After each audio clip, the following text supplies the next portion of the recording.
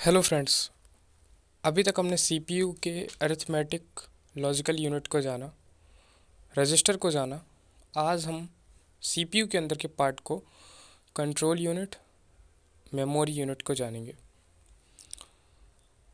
देखिए, सीपीयू के अंदर arithmetical logical unit and control unit बस आते हैं। मेमोरी यूनिट ये एक्स्ट्रा पॉइंट लिया गया है। कंट्रोल यूनिट बेसिक क्या करता है उसको समझते हैं। कंट्रोल यूनिट डाटा पर प्रोसेस नहीं करता है, ये क्या करता है, डेटा को ऑर्गेनाइज करता है फॉर द एग्जीक्यूशन। मतलब कहने का ये एक प्रबंधक है, एडमिनिस्ट्रेटर है, जिससे डाटा आसानी से एग्जीक्यूट हो पाए, इंस्ट्रक्शन एग्जीक्यूट हो पाए। ओके। अब कंट्रोल यूनिट और क्या करता है।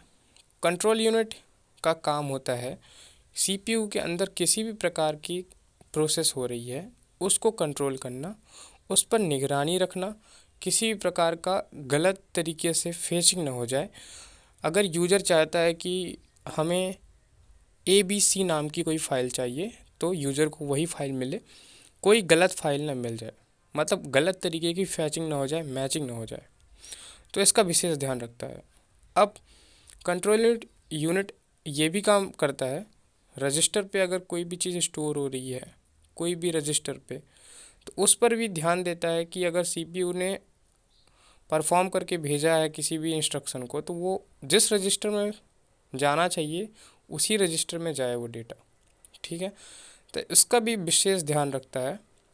अब कंट्रोल यूनिट पे देखिए, किसी प्रकार का डेटा स्टोर नहीं होता है।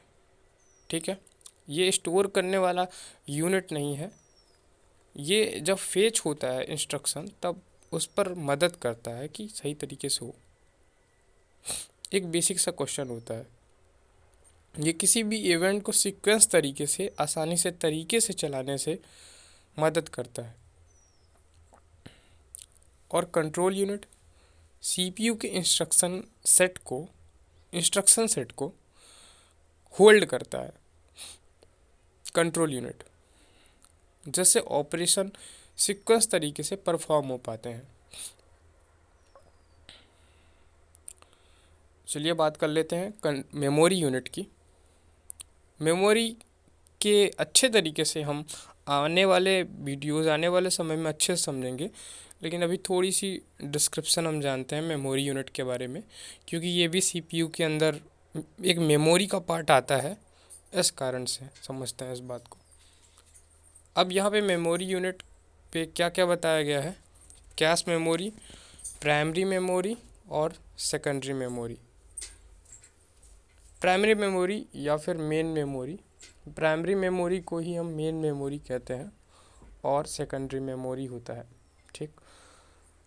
अब प्राइमरी मेमोरी क्या करता है, डेटा को जब तक आप कंप्यूटर को ऑन रखे हैं तब तक इंस्ट्रक्शन डेटा आपके सामने स्टोर रहेंगे, आप उन्हें उपयोग कर सकते हैं। आप जैसे ही कंप्यूटर को बंद कर देंगे तो आपने जो टेम्परेरी डेटा आपका स्टोर हुआ था वो हट जाएगा।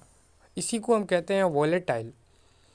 तो what is primary memory? Primary memory is a volatile memory which is use for the temporary. ठीक। तो प्राइमरी मेमोरी के दो प्रकार होते हैं, रैम और रोम। रैंडम एक्सेस मेमोरी और रीड ओनली मेमोरी।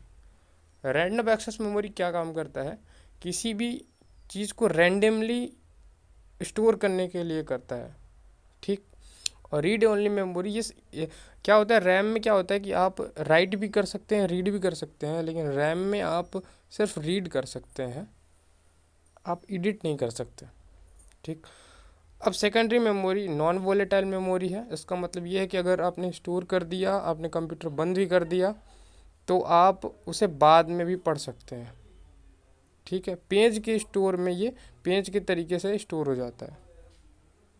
तो ये एक परमानेंट स्टोरेज, डेटा को परमानेंट स्टोर कर लेता है। पर जो प्राइमरी मेमोरी है वो टेम्परेरी यूज़ किया जाता है। आने वाले समय में मेमोरी के बारे में अच्छे से समझेंगे। अभी थोड़ा सा डिस्क्रिप्शन पार्ट था मेमोरी का। और तो अभी सीपीयू का हार्डवेयर जो था वो ख़त्म होता है। आने वाले समय में नेक्स्ट वीडियो में हम कंप्यूटर के इस सिस्टम में जितने भी हार्डवेयर होते हैं उनके आर्किटेक्चर को अच्छे से समझेंगे।